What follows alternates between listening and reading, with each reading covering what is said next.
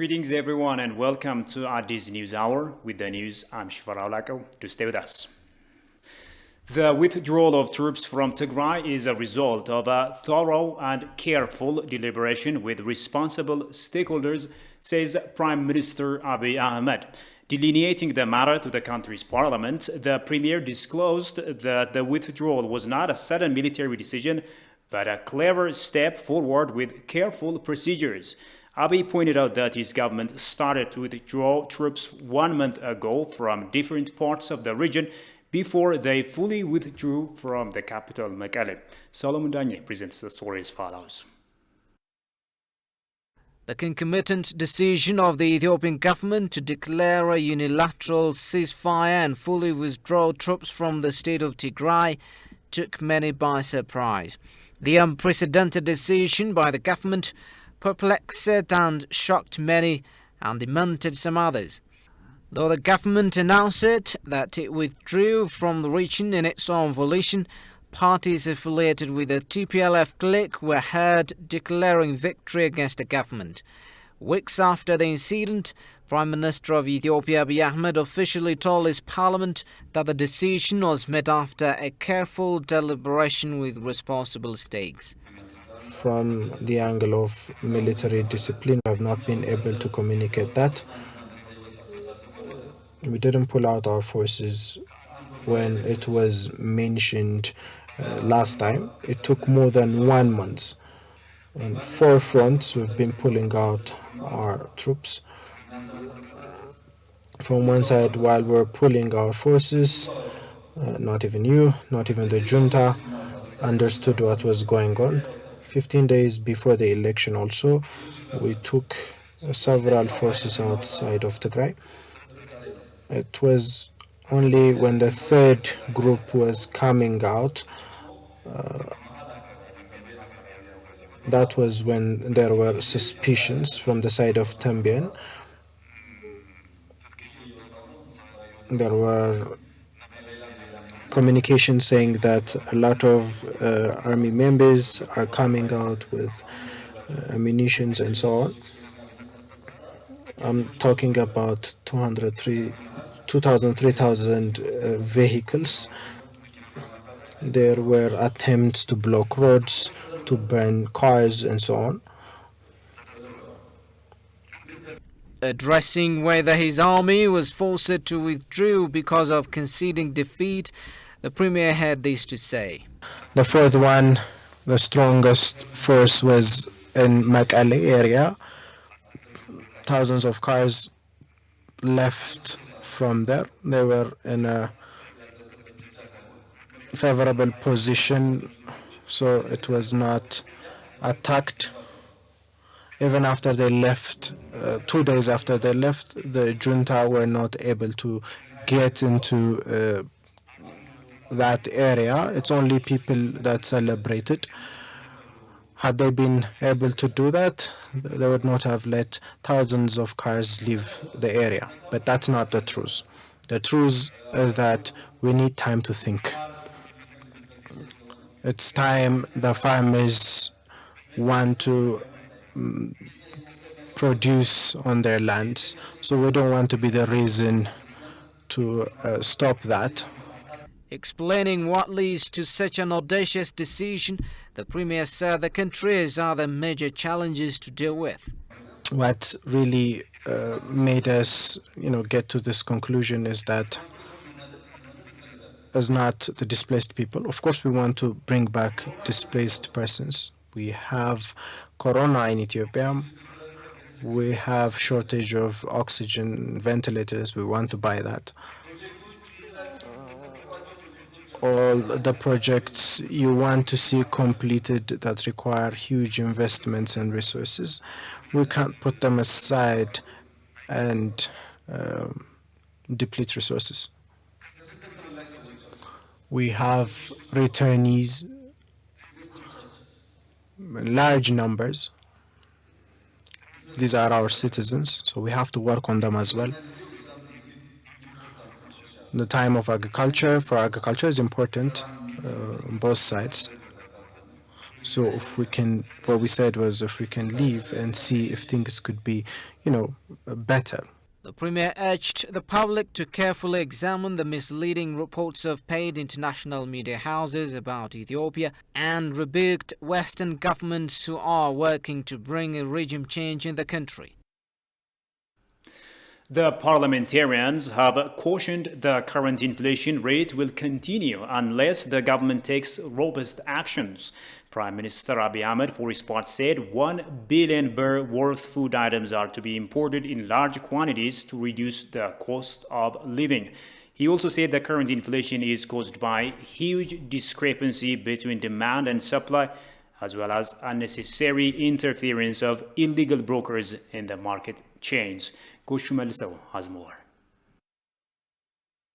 A huge price hike has been witnessed in the cost of living due to the surge of COVID-19 and security problems here and there across the nation. And it's not showing a sign of improvement, rather, it is impacting citizens with low-level income. Members of the parliament reiterated their concerns the inflation rate will continue, citing how much the 2021-2022 approved budget considers reducing the cost of living. Beginning from the 2019 budget year, your government was supporting the poor and was trying to bring down the cost of goods to a single digit, or the inflation to a single digit. However, it continued to be a challenge for the livelihood of citizens.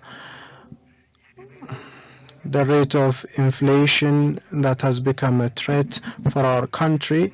What are the policy actions you plan to take in order to reduce that? Addressing members of the parliament, Prime Minister Abiy Ahmed said 1 billion worth food items are to be imported in large quantity to reduce the cost of living in collaboration with cooperatives. In this regard, the Minister of Finance explained in detail that the government has been trying to import food-related items with large amount of budget allocated, and sectoral associations are provided with $500 million in support. This is one area where people with lower income benefit from. He also said the current inflation is caused by a huge imbalance of demand and supply, as well as unnecessary interference of illegal brokers in market chain. But the main reason of the challenge is the difference between supply and demand. Supply, the need for supply is increasing, demand is increasing, but the supplies could not meet the needs. This creates high prices. Secondly, in the supply chain, problems in the supply chain, not only production problems, but the trade chains create problems. According to the Central Statistical Agency, last month's figure, inflation measured by Consumer Price Index reached 19.2%, while food inflation surged to 23.1%. Non-food inflation increased to 14.5%. Meanwhile, while briefing the parliamentarians about the prospects of the country's economy, Prime Minister Abiy Ahmed says the government will pay due emphasis on transforming the agricultural sector to revamp Ethiopia's economy. The Premier also briefed members of the parliament concerning government actions to lift up the country's economy. Demis Makrel has the following story. During the House of People of Representatives for special session, Prime Minister Abiy Ahmed briefed parliamentarians concerning government priorities to revamp the national economy in the upcoming Ethiopian budget year. The Premier said government will pay much emphasis in transforming the agricultural sector so as to achieve food self-sufficiency and thereby enhancing the nation's economy at large. In so doing, the Premier underscored that improving agricultural productivity and scaling up irrigation will be prime focuses of a government, among other things. የግብርና ሴክተር አሁን አጠቃላይ ኢትዮጵያ ከምታወጣው ወጪና ብድር አንፃር 9% ገደማ ነው ለግብርና ሴክተር እየወጣ ያለው። The loan we provide to the agricultural sector has never surpassed 9% as compared to other sectors so far. We need to improve this and has to channel more resources to the agricultural sector. We need to also farm more arable lands that were not cultivated before to boost our agricultural produce. As a government, we will provide agriculture technologies and imports such as tractors and improved seeds to complement our farmers' effort. The Premier also indicated that government will focus on import substitution to cut foreign currency expenses and encourage local production. He mentioned wheat and oil will be substituted in the near future. ሌላው ኢምፖርት ሰብስቲዩሽን ነው። እንደ ስንዴ ያሉ እንደ ዘይት ያሉ We will provide ample support to our farmers to cultivate wheat locally. This enables us to provide bread to our people. We will also encourage local oil factories to boost production and cover local demand. In a nutshell, we will focus on making basic products locally and ensure food self-sufficiency. In doing so, we will grow and move to the path of prosperity eventually. The Premier also indicated that scaling up the Green Legacy project will have positive impacts on the nation's economy. He called on Ethiopians to keep the momentum in planting trees, especially during this rainy season. The House has unanimously ratified over 561 billion birr for the upcoming Ethiopian budget year. The budget has shown 18% increase compared to the last Ethiopian fiscal year, Kasam Chani reports. The Fifth House of the People's Representatives of the Federal Democratic Republic of Ethiopia has held its fourth special session in its sixth year.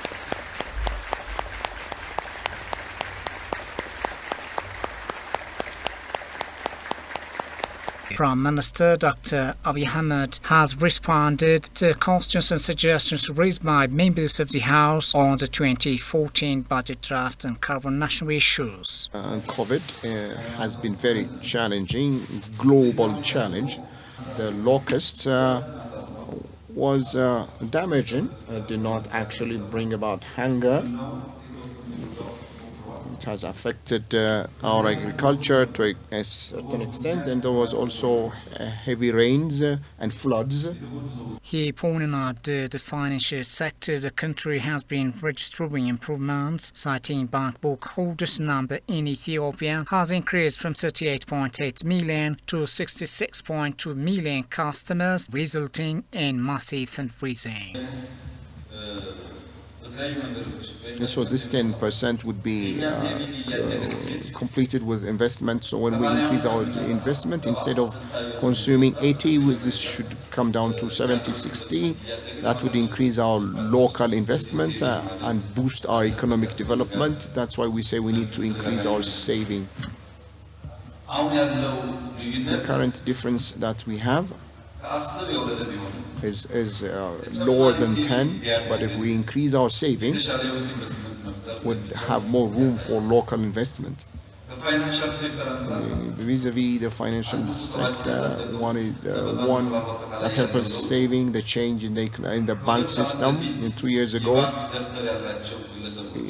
Ethiopians who have a bank account, it's true that one individual would have 2-3 accounts. It's only 37.8 people who had bank accounts. It's not to say that everyone has a single one, but the entire book accounts were 38-something million. But 2 years later now, 66.2 million customers are there in the banks. The nation has also registered commendable performance in revenue earnings during the just ended fiscal year. According to the Premier, the nation's plan was to bring in 260 billion birr and achieved 98% of the plan, with more than 142 billion birr increase. In terms of project management, Abiy stated that the well-monitored sectors such as parks, industry and agro-industry have achieved better performance. Agro-industrial park, sugar parks, dams, road constructions, a lot of projects delayed for years, and they gave us economic pressures. So in order to complete these projects and come up with new projects, a lot of projects delayed for years, and they gave us economic pressures. So in order to complete these projects and come up with new projects were very challenging, but we're still here. But we're still in the path of development. Savings have also increased by 30%, creating more capacity for loans, 74% of which was accessed by the private sector, he stated. During the occasion, the House of People's Representatives approved the budget of the federal government of Ethiopia for the upcoming Ethiopian fiscal year. The total budget, 561.7 billion per expenditure. The amount allocated for the expenditure of the federal government is 162.17 or 29%. Capital expenditure, 183 billion. For national and regional states, Dreadwa administration and Addis Ababa city administration, support budget of 203.95 billion, and money for the implementation of sustainable development goal is allocated with 12 billion birr. Out of the budget, the majority of support budget and the largest secondary level capital expenditure budget is allocated to regional governments. On the occasion, it was said that out of the total 561.67 billion birr budget for the next year, 162 billion birr is allocated for recurrent spending, 163.5 billion birr for capital expenditure, 203.95 billion birr for subsidy to regions, and 12 billion birr for sustained development goals. It was noted that the budget has shown 18% an increment when compared to the budget of the last Ethiopian fiscal year. The meeting, which held at the Prime Minister's office, was attended by ambassadors of various countries, representatives of international organizations, religious leaders and invited guests. In another development, Prime Minister Abiy Ahmed has called on various countries across the globe to recognize the real intention of the construction of the Grand Ethiopian Renaissance Dam. The Prime Minister made the remark during his response to questions raised by members of the House of People's Representatives on various current affair issues. During the occasion, he called on countries to realize that Ethiopia has no intention of harming others other than meeting its energy needs. Though so many things are being said and heard about the GERD, Abiy said that the only thing that Ethiopia wants is to address the country's demand for electricity without posing a threat on the downstream countries. Abiy also said that countries in the world have to recognize the fact that Ethiopia has no intention to harm others, instead aspires for a shared development with cooperation.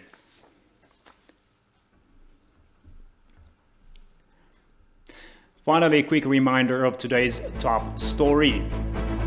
Prime Minister Abiy Ahmed says withdrawal of troops from Tigray comes after thorough and careful deliberation. And with that, we come to the end of this news edition. Many thanks for watching us. Bye.